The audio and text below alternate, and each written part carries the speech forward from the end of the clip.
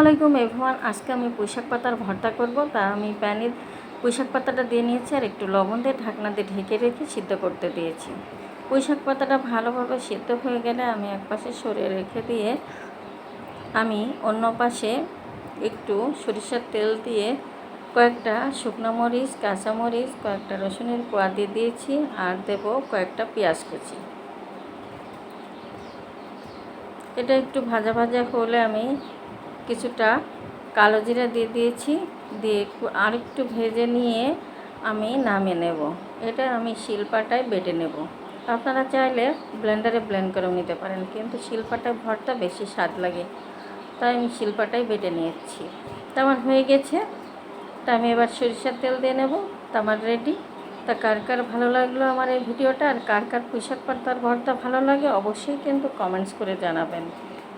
আল্লাহ হাফেজ।